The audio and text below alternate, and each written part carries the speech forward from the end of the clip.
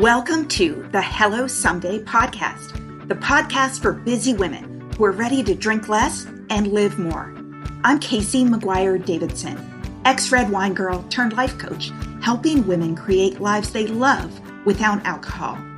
But it wasn't that long ago that I was anxious, overwhelmed, and drinking a bottle of wine a night to unwind. I thought that wine was the glue holding my life together, helping me cope with my kids, my stressful job, and my busy life. I didn't realize that my love affair with drinking was making me more anxious and less able to manage my responsibilities. In this podcast, my goal is to teach you the tried and true secrets of creating and living a life you don't want to escape from. Each week, I'll bring you tools, lessons, and conversations to help you drink less and live more. I'll teach you how to navigate our drinking-obsessed culture without a buzz, how to sit with your emotions when you're lonely or angry, frustrated or overwhelmed, how to self-soothe without a drink, and how to turn the decision to stop drinking from your worst-case scenario to the best decision of your life. I am so glad you're here. Now let's get started.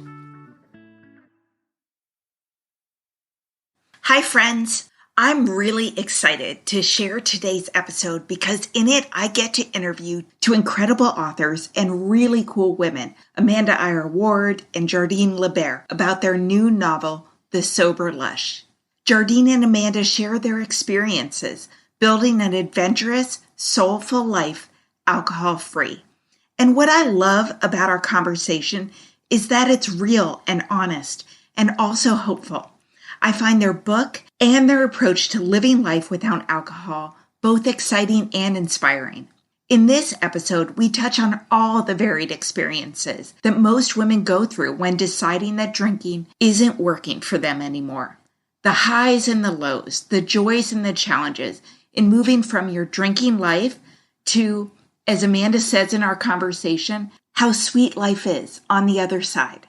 From embracing sober travel and new experiences in Rome, in Mexico City, and in your own hometown, to the feelings of doom we all experienced in the mornings after drinking, to having early conversations with your husband or partner about what you're doing and finding the support you need. We cover it all, including Amanda and Jardine's favorite ways to live a decadent, sober life. The book is beautifully written, which is no surprise because both Jardine and Amanda are successful authors. Amanda's the author of 8 novels, including the New York Times bestseller, The Jet Setters, which was also a book club pick by Reese Witherspoon, and it features a character trying to stay sober on a cruise ship. Amanda's work has been optioned for film and television and published in 15 countries. Jardine's a novelist and a screenwriter. Her novels include Here, Kitty Kitty, and White Fur. She also co-wrote a film that was just released called Endings, Beginnings, starring Shailene Woodley, whose character has just given up alcohol. Jardine is from New York and spent a decade in Austin where she became good friends with Amanda. She now lives in LA. So let's dive into the conversation with Amanda and Jardine. I think you're going to love it. So, hi, Jardine and Amanda. I am so excited to talk to you about your new book, The Sober Lush. It is so refreshing and important to read a book about all the joy to be found after you step away from the wine bottle. Your book is about living a decadent, adventurous, soulful life, alcohol-free. And I think it's so important because I know that the question of how will I ever have fun when I don't drink, or what will I do without that fuzzy buzz that makes everything lighter but also dim at the same time. And traveling without alcohol, it's a big one that keeps so many women stuck in the drinking cycle for so long.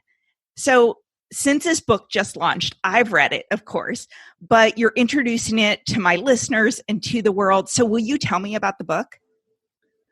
I would love to. And thank you so much for that introduction too.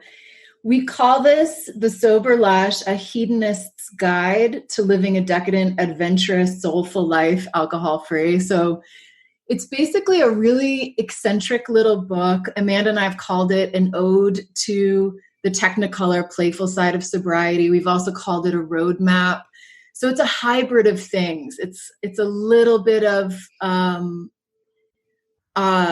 a manifesto. It's a little bit of a collection of ideas and tips, and mainly it's meant to just evoke the pleasures and the feelings of connection and the feelings of deliverance from the ordinary, which is something I've gotten hung up on, to sort of like give the texture of that so that it's more real to someone who's curious about what the other side of sobriety might look like. Yeah, that's amazing. Yeah, exactly. I mean, when I first got sober the first 10 or 20 times, I thought it would be a life of deprivation. You know, I would go to meetings where I didn't know anybody, although everyone sounded like they were saying exactly what was in my brain. But then I would go to the same parties without wine. I had the same life, and it felt very bleak.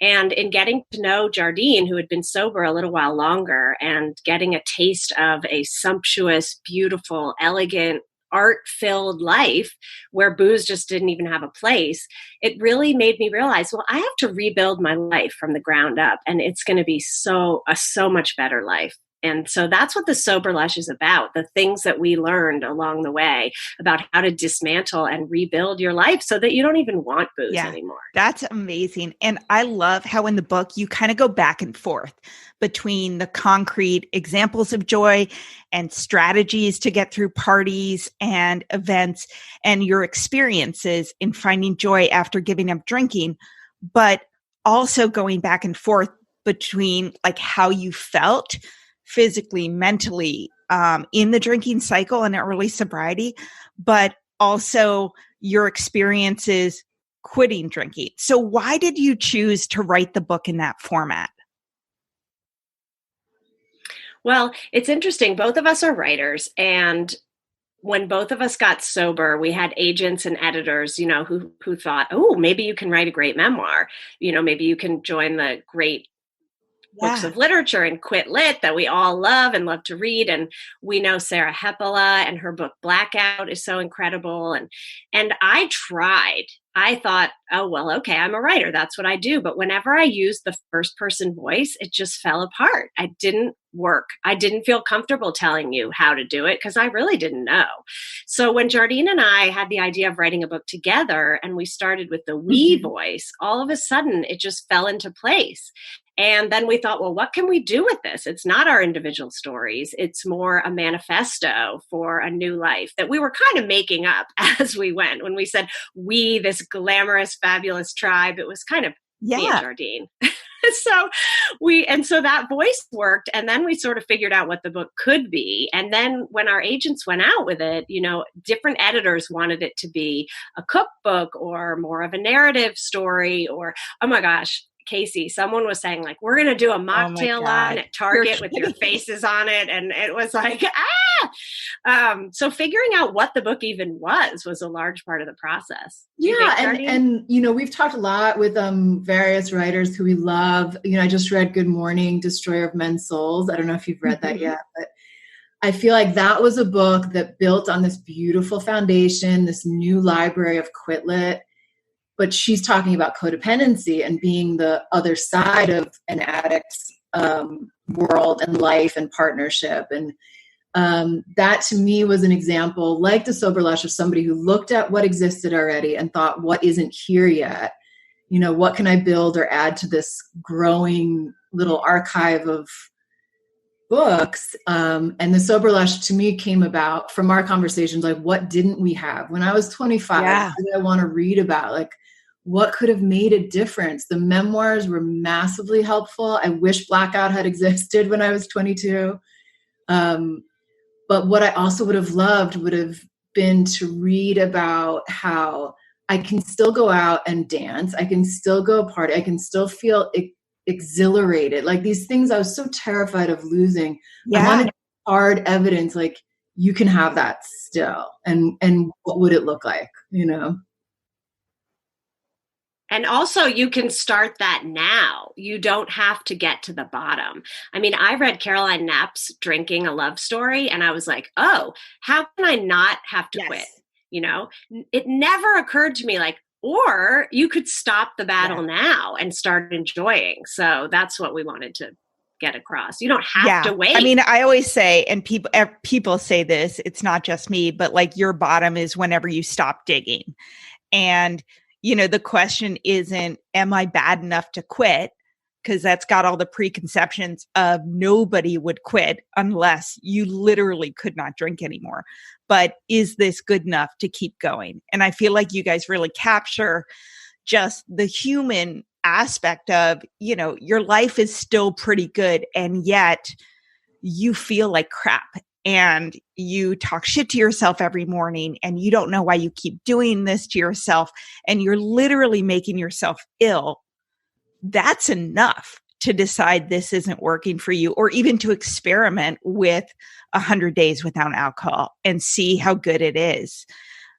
Everything you said, my mind's going off the charts because, of course, like Drinking a Love Story was my very first book I read. And when I was like, oh, damn, do I have an issue with alcohol? And I was like hiding it on my Kindle so my husband wouldn't see it, and like opening other books after it. Ridiculous. So in case he looked at my Kindle, it wouldn't pop up. Like the amount of fear I had of him living with me thinking that I might think I had a problem is crazy.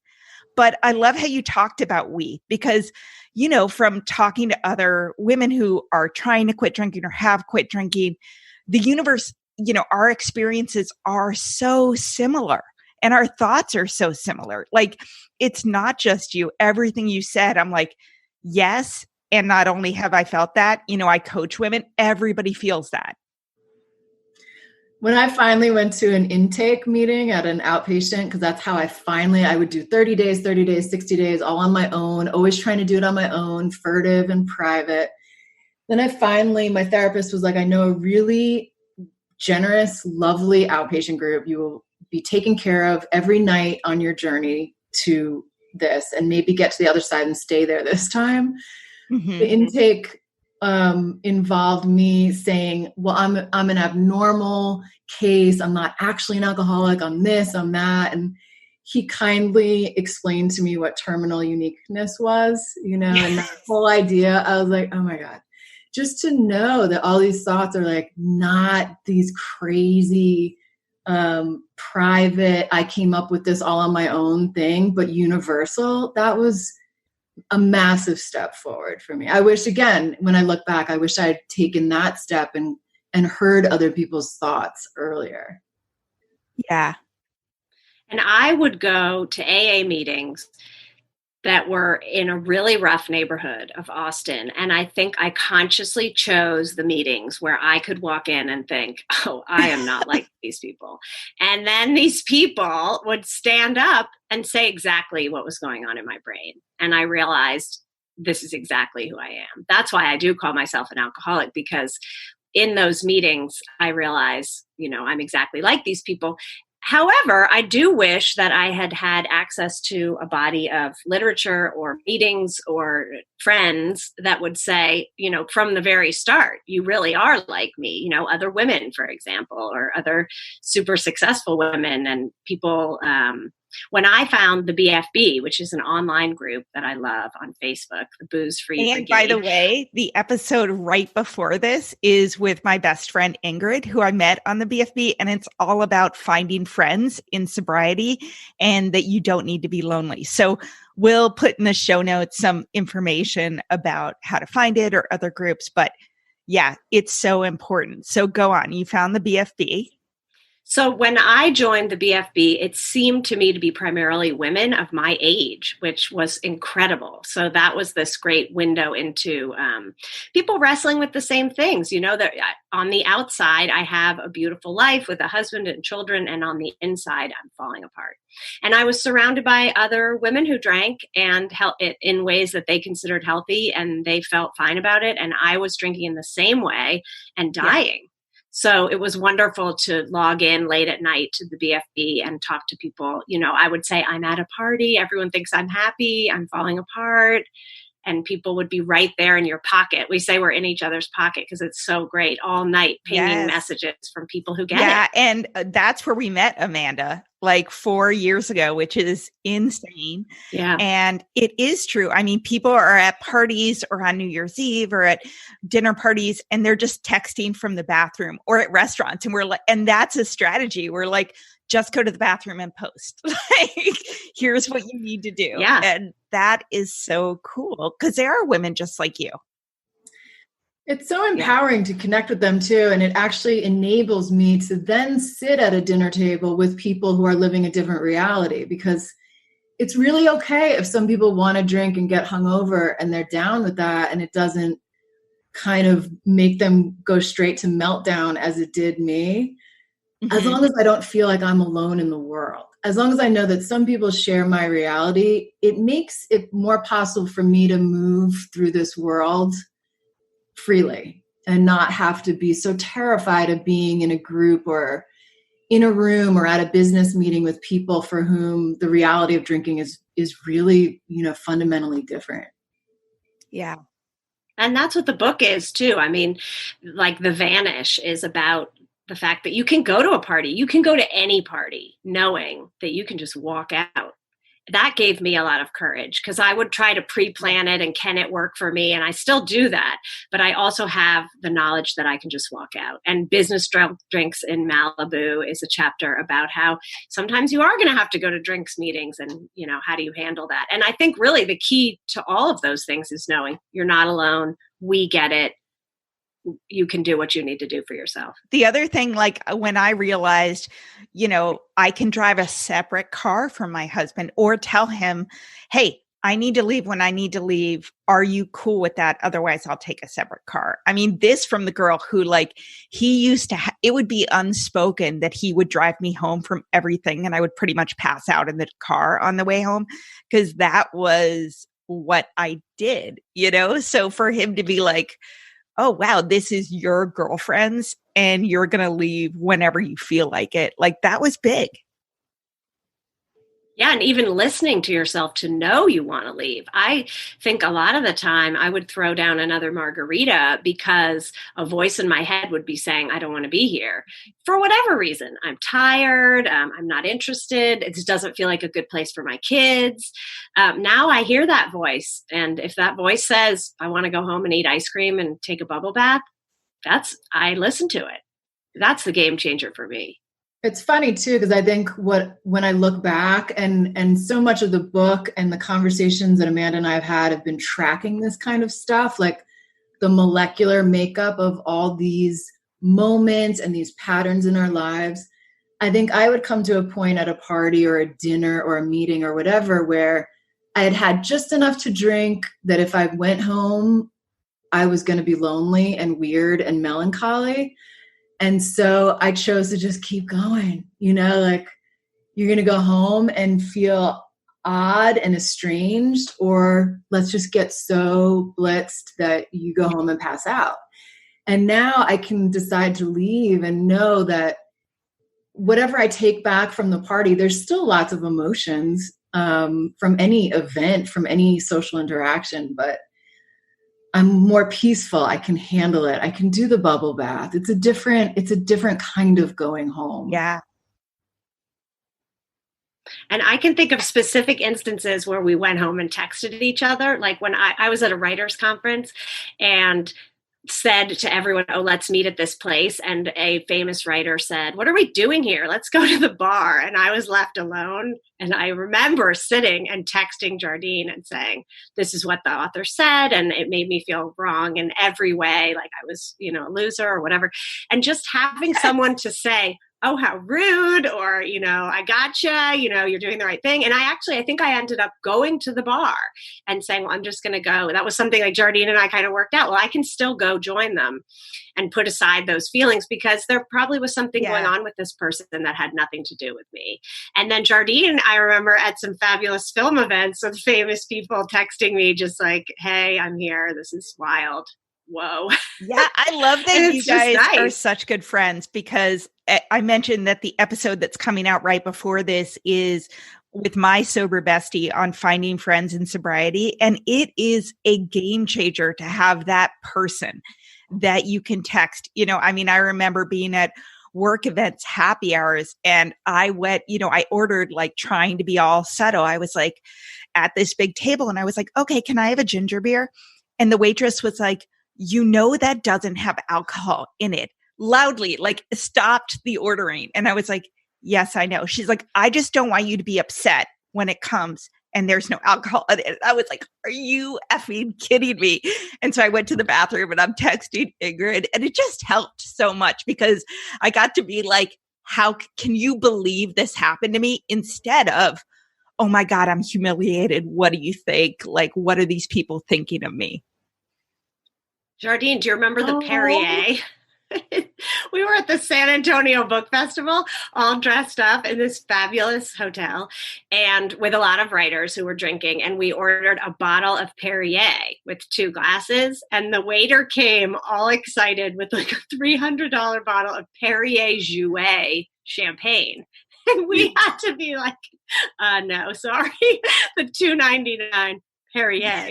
But when we're together, it's just funny. Alone, I mean, it's not like I would have drunk the champagne, but it definitely would have been awkward with a table. It was hilarious. But it was hilarious. It's funny too that like it is. I was just talking to a friend last night who's going through a crisis, and for the first time ever, she has people that she can reach out to for help instead of like stifling it all and being embarrassed by what's happening. And she said more than anything in her new sobriety, it's been asking for help, just reaching out and being like, oh my God, this is happening. I don't know what to do. For a lot of us, that's really foreign. And it kind of is a game changer, like to just simply say, like, can you text me back right now? Like, I need you. I think there are people where that might be more comfortable and they've done it a lot. But for a certain category of us, that is foreign and weird and sort of magical once you start doing it and you realize people love you and want to help you. It's very healing.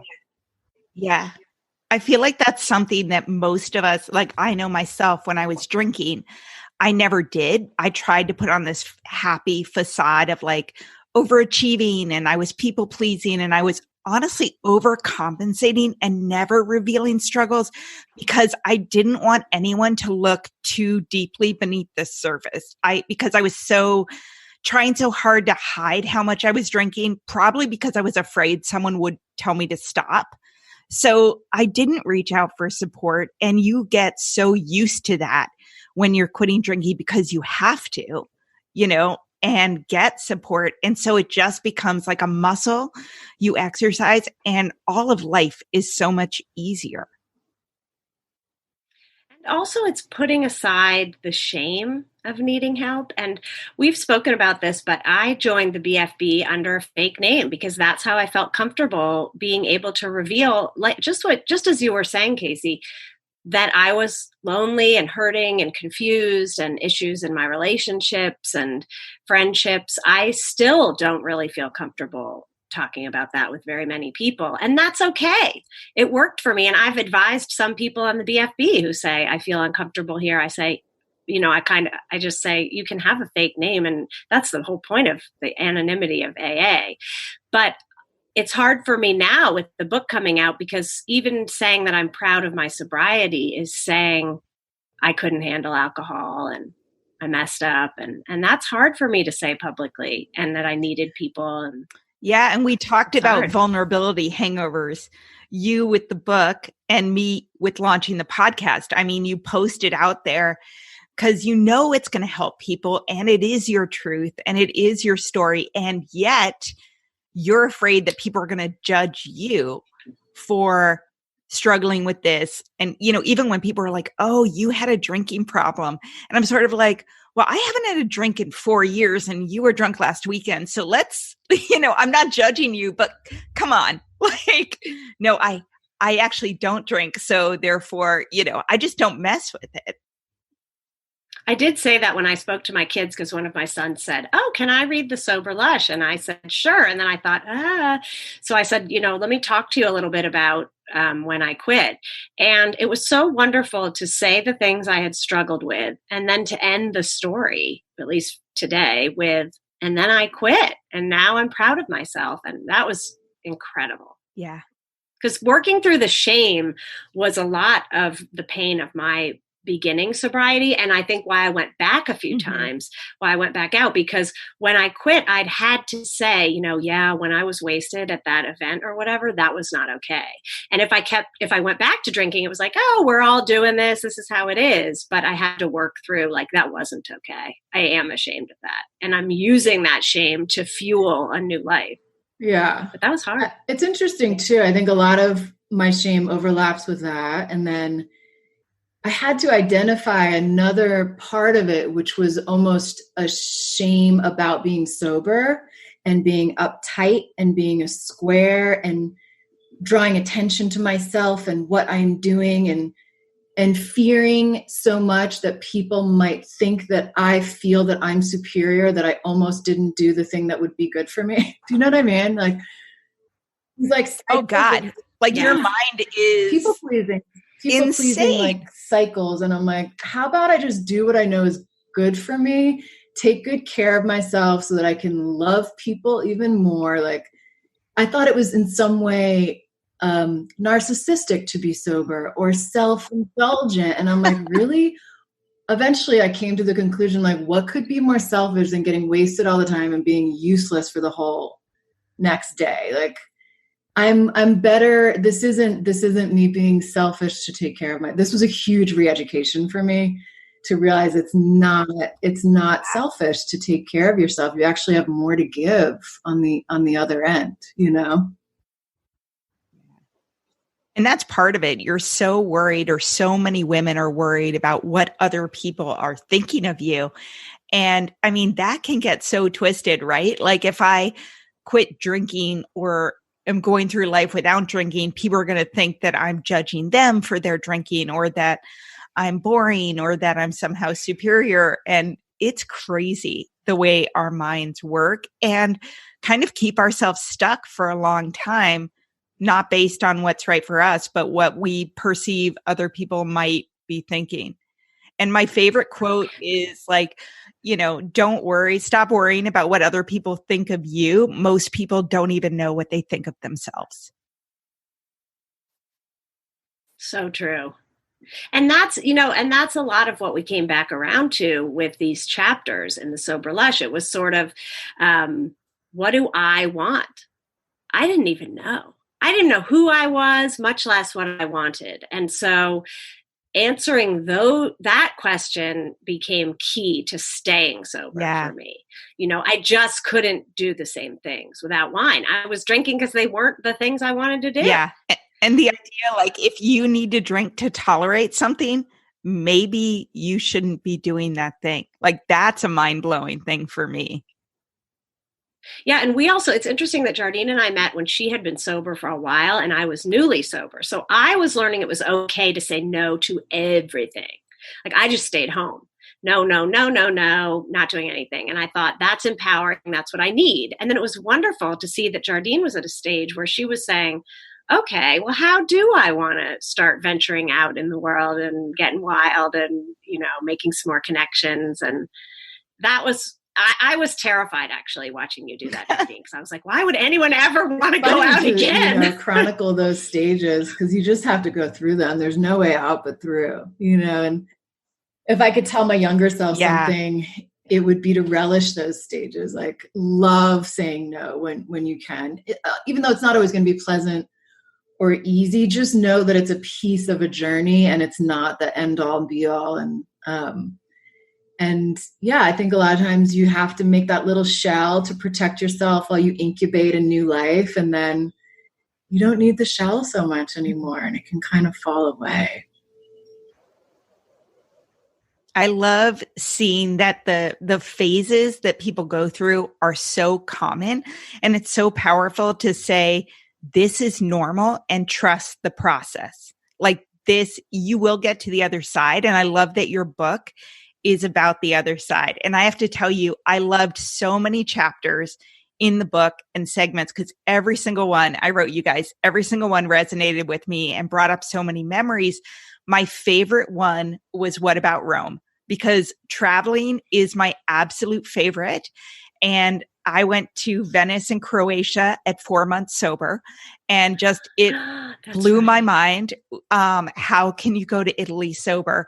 And at the same time, in your What About Rome, it's so true. You wake up to so many things that you had just ignored when you were drinking and hungover. You know, my husband and I used to drink a carafe of wine each at 3 p.m. In Italy, you know, quote unquote, go asleep, take a nap, pass out is what it was. Wake up late, miss the whole afternoon, and be hungover the next day. And so talk about what some of those experiences were when you travel without drinking. I mean, some of my first experiences I divide things into two categories. One, we're going back to the old places where I only knew how to party. So by the time I got sober, I lived in Austin, but a lot of my heyday was spent in New York. So going back and getting acquainted with a whole new level of that city was fascinating. And that's such a great city to, of course, my mind, the default was you can't go back there. You don't know how, there's nothing to do there but party. It's the city that stays up all night, etc. But the beauty is it's the city that stays up 24/7. There's so much to do there. So even though I lived in Brooklyn and Manhattan for 10 years, I never went to certain museums. I never walked across certain bridges. I never met certain people. I never hung out with certain friends very often. So it was kind of like not a redo in that I erased the first version, but it was finding a new layer and dimension of this place. And then Amanda and I would talk a lot about more the vacation, journey, trip, traveling. That I think we both agreed was really hard to figure out. But so exciting when we did that. Do you want to talk about that a little bit?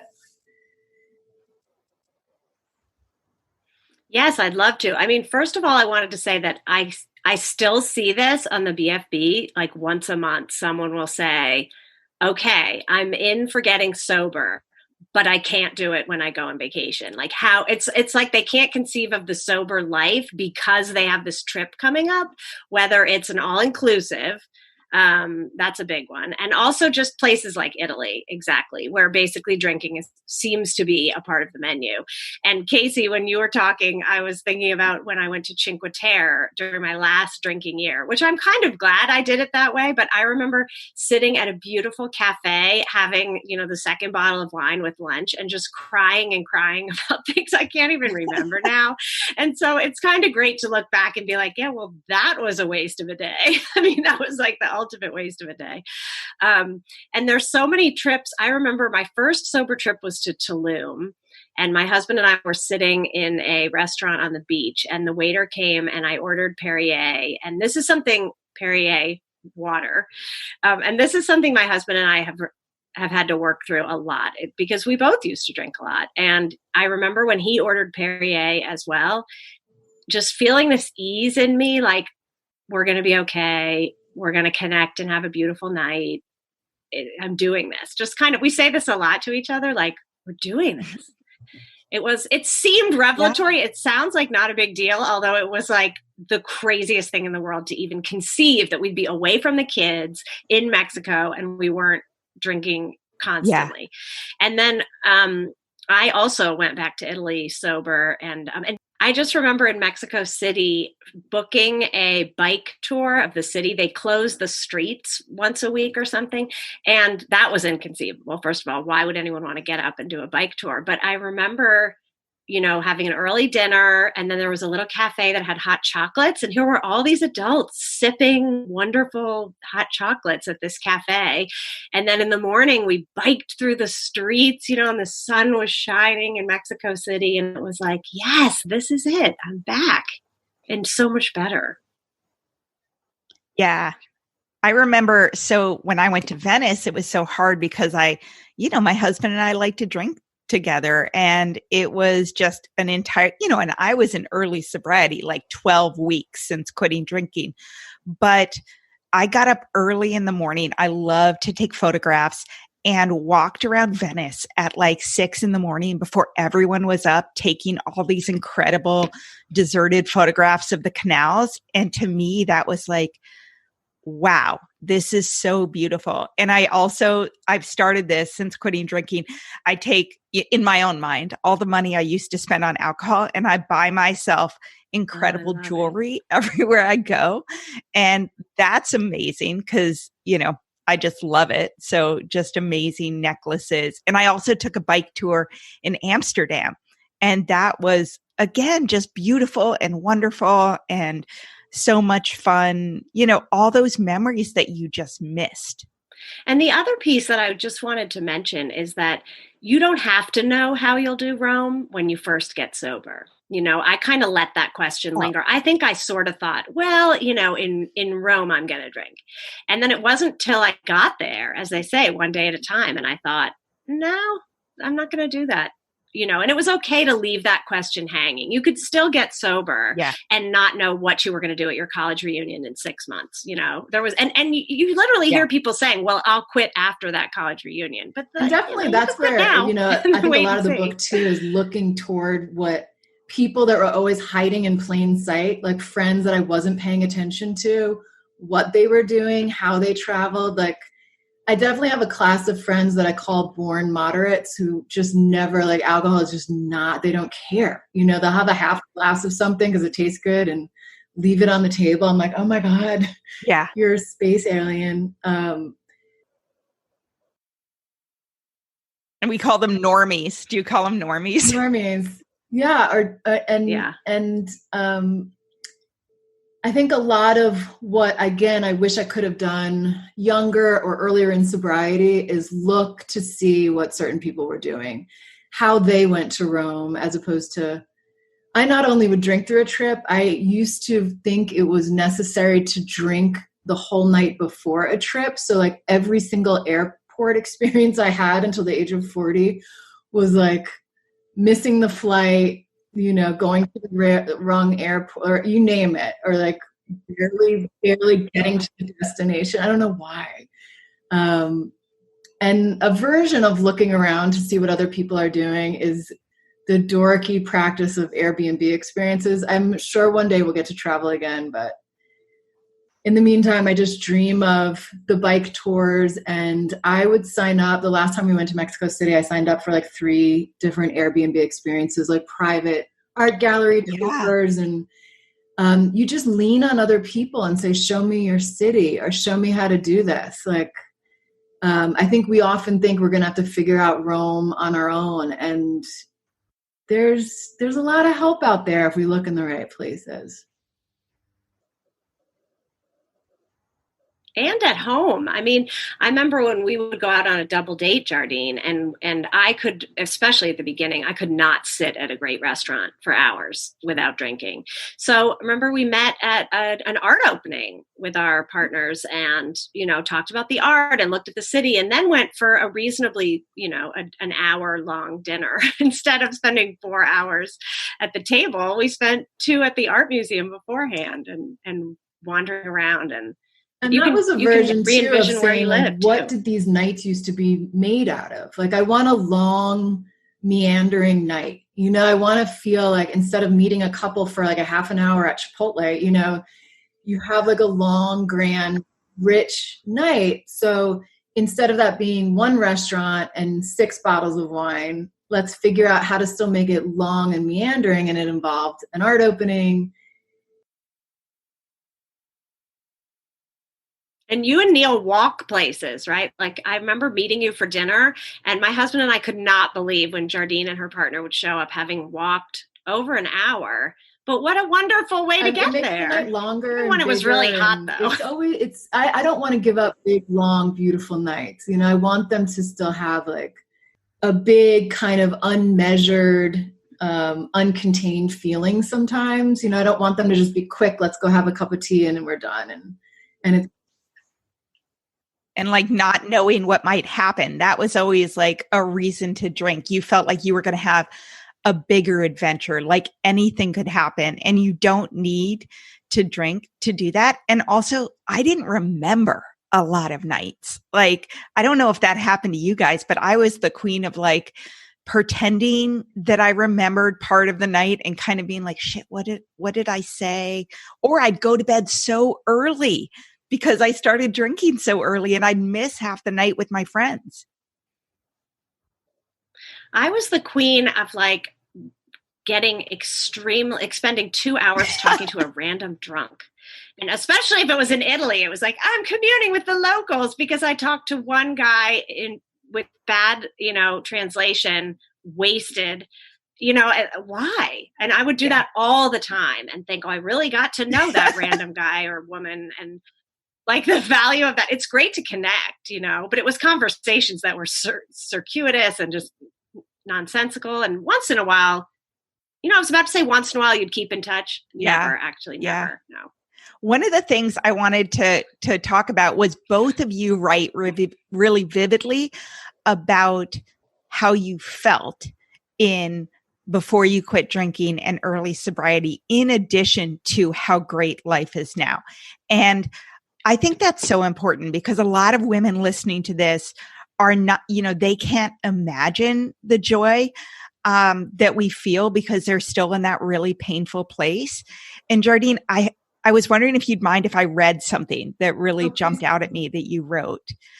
You were talking about the morning after, and you said that you wrote it in sort of the third person, but the way she acted when drunk at parties wasn't as disturbing as the way she would feel in the light of the morning when she pulled herself out of a meager shut-eye, feeling like death itself.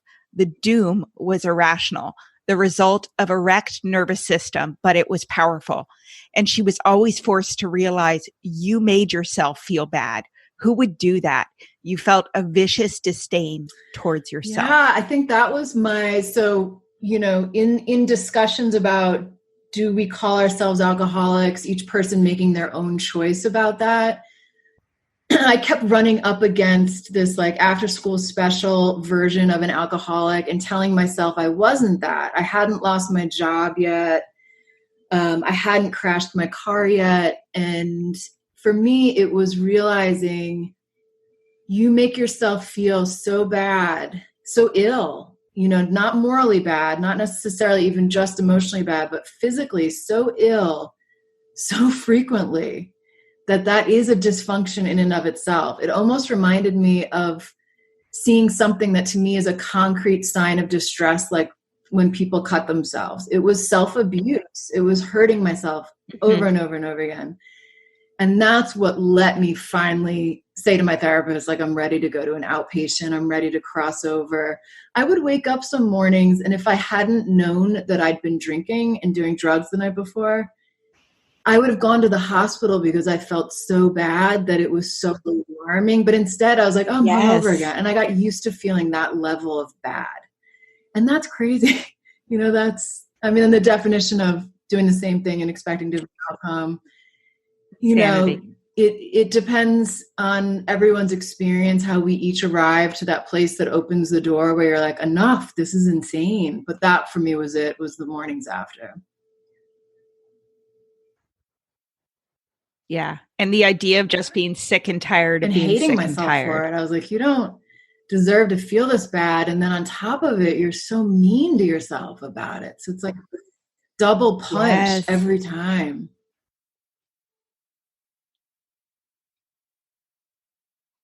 I remember reading somewhere when I was taking one of the 10,000 quizzes about if I was an alcoholic, starting when I was 15.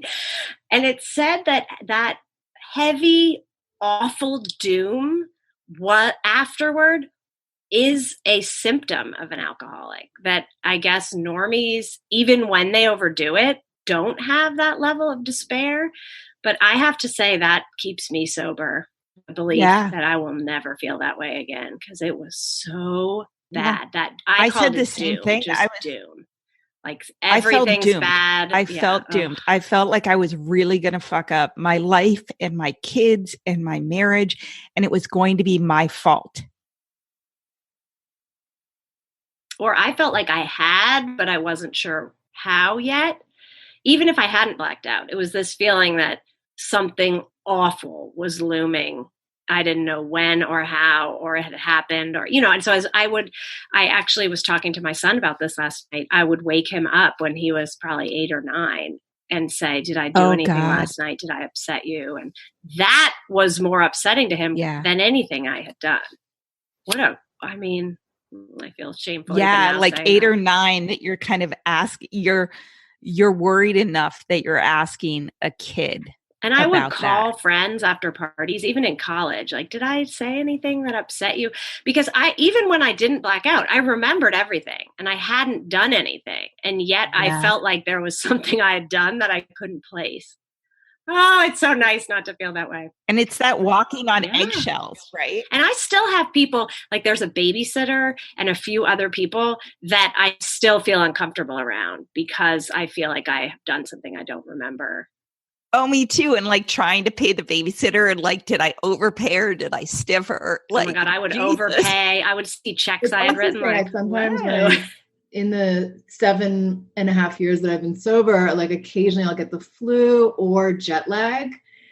And both of those things can kind of create that doom again, because I associate those physical feelings with this like mega existential dread and anxiety. And it's enough to remind me what it used to feel like to feel that way. And it's so interesting that it's the soul and the body kind of operating in tandem. And it's not logical necessarily. Like you just said, you didn't do anything wrong the night before necessarily. It's almost like a phenomenon. And during this quarantine, I've thought a million times, like if I was drinking now, that plus what's happening out in the world, I would fall to pieces. It would be too much. I'm so grateful now to have this kind of sturdier, more reliable, central nervous system to process the things that are naturally anxiety inducing. I don't have to have this other massive anxiety that I can't name in addition.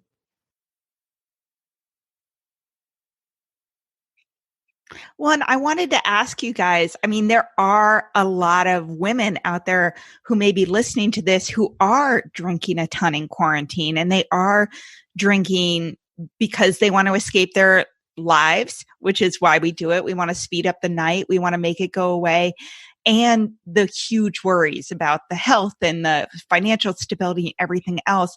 So what would you say to those women who are at that really painful place right now? So one of the chapters that I probably wrote the most of is called the arsenic hour, and which is what my Savannah relatives used to call the hour that you're feeding the kids and, there's bath time and you just want to leave and you can't. And so what I learned is that you can. And even in quarantine, you can go outside. You can say, looking at all the ingredients laid out on the counter for dinner, you can say, pardon my language, like, fuck this. I'm not making this dinner. There's cereal in the cupboard. Yeah. I'm going upstairs and getting in bed. That you can do. And that is an escape. Walk down the block. I mean, my husband and I, the other night, I just said, Daddy and I are going for a walk. And my daughter said, oh, can I come? And I said, no. I love that. No, I just need an hour where I'm not in charge of somebody, and that's what I needed. I never would have said that. And if I had said it, I would have felt terribly guilty. So I would have wanted to get out and I would have poured another glass of wine and stayed right there. Yeah. And so that's one thing I would say, that you are allowed to escape in any way you find possible. I was just thinking, we had a conversation yesterday and we might have already touched on this a little bit, but there is no good time to quit. There's no good time to write a book. There's no good time to have a baby. These are things that people have always said, and I know it might seem like it's a really doubly hard time to do in quarantine, but it might ultimately make this easier and enable more growth from this and enable greater survival to try even just a 30-day break. Yeah. And I just love, in talking about the new library of materials that people and women can go to, there's so much stuff now that you can get in your home, people that you can connect with through podcasts, through online groups, through books, through virtual alcohol-free happy hours that cool bars like Listen Bar and Getaway and Sam's Bar are throwing. There's a lot of stuff happening that you can get literally from your living room. So it seems like a hard time, and yet it might be worth thinking about. It might be more of a lifeline to be sober now. Yeah. The other thing I wanted to say is that to anyone who's contemplating that it is very hard for the first few days. It's very hard, but it is so sweet on the other side. You know, you are having a really rough first few weeks, at least first week, but then it is so worth it. And I think I was told that, but the more you can hear it, the better. Yeah. It is a miracle of a life on the other side. Just hold on, hold on to the miracle happens, but also just hold on through the crappy stuff. And as you see that more women are out there who are talking like we're talking, like your book, talking about the joys and the adventures of life without alcohol. And at the very least, not waking up feeling like crap and hating yourself every morning. Just trust us enough to reach out for support to get through those first couple weeks. So question for you, because I know a lot of women wonder this, like, at what point do you turn that corner? And can you remember either a specific sobriety milestone or a specific event where you saw that first glimpse of the good stuff? It's funny. I've had different experiences. So I think the beginning can be really hard. And yet I've also had the first few weeks be, the kind of cloud phenomenon, the real fluffy lightness of, oh my God, I'm not sick. Everything is novel and new. There have been a million milestones for me, though. The first time I went to a dinner party and didn't worry about what everyone else was drinking, like that finally happens. I stopped the bandwidth that whether or not I can drink or not, and whether or not I can handle things sober, it just takes up less and less space in my mind. So that was a beautiful one for me. The first time I went out and I was sitting at the table, realizing you never once worried about what everyone was going to think about you not drinking here, and worry about the whole cycle that we already discussed. Like, are they wondering if I'm thinking that they're drinking too, et cetera, et cetera. I was just free of it. So that was a beautiful one. I think for me, finding the community with the BFB, finding Jardine, I built this life and I stayed sober, just day to day. And then I'm going to get a little teary talking about this. The hardest part for me was changing my marriage. And I think for me, the biggest change came the day that I had enough strength and community behind me to sit down with my husband and say, this is how it's going to be. I really am done.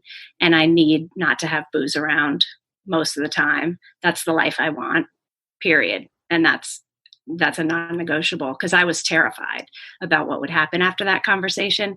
And my husband said, I love you. Yep. Okay. And I haven't really talked about this. So, but yeah, now we have this life that I never knew existed growing up. I never knew was possible. I'm so thankful for every day. And I really had to walk through the fire to get it. But oh my God, it's so nice. Every night when he has a fake beer, I have a ginger beer, and I think, oh, I cannot believe this. I cannot believe I did it. I love that. I feel like that's a perfect place to end this. I would say I love your book. I love all the chapters. I mean, so many resonated with me, from picnics to talking about like I Dream of Jeannie and Halloween to the drunk girl at the picnic. So I would recommend anyone listening to this podcast, please go get it. It's called The Sober Lush. I'm sure it's on Amazon and a million other places. And if people want to get in touch with you, how would they best do that, or follow you, or anything else? My website is amandaward.com, and Amanda Eyre Ward on Instagram and Twitter and all those things. And I'm at jardinelibaire.com, and Instagram is Jardine Libaire Projects. Perfect. And I'll put all those links and the books you mentioned and everything in the show notes of this episode. And the Sober Lush Instagram. Oh, nice. Because we just started it. I think we have 3 followers. So, hey, come on over. I'm going to follow it right after this. Oh, thank you. Then we'll have 4. Well, thank you guys so much. This has been an awesome conversation. So and I know Thanks it's going to help this. so many women. Thank you, Casey. Thank you for listening to this episode of the Hello Someday podcast. If you're interested in learning more about me, the work I do, and access free resources and guides to help you build a life you love without alcohol, please visit hellosomedaycoaching.com. And I would be so grateful if you would take a few minutes to rate and review this podcast so that more women can find it and join the conversation about drinking less and living more.